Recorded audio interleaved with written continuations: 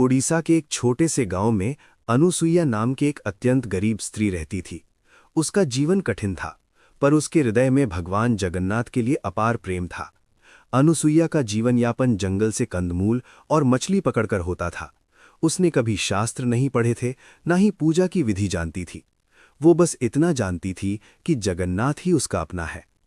एक दिन वो पहली बार पुरी के जगन्नाथ मंदिर गई। जैसे ही उसकी नज़र भगवान के श्री विग्रह पर पड़ी, उसकी आंखों से आंसू बहने लगे। वो देर तक वहीं खड़ी रही। फिर उसकी नज़र महाप्रसाद पर पड़ी, खीर, चावल, मिठाइयाँ। अनुसुईया मन ही मन बोली, प्रभु, आप तो सब कुछ मीठा ही खाते हो, कभी कुछ तीखा सा नहीं।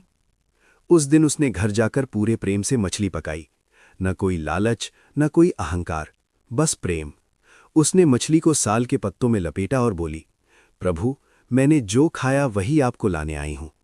जैसे ही वो मंदिर के द्वार पर पहुंची, पहरेदारों ने दुर्गंध महसूस की और क्रोधित होकर उसके हाथ से पत्ते गिरा दिए।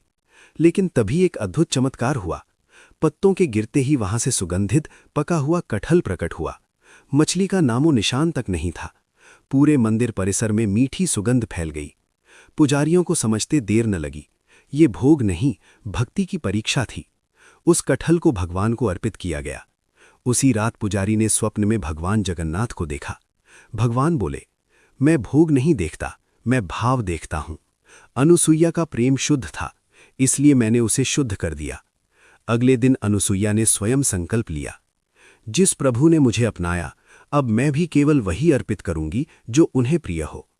उस दिन के बाद अनुसुईया ने कभी मछली नहीं खाई और प्रतिदिन प्रेम से कटहल का भोग लगाने लगी।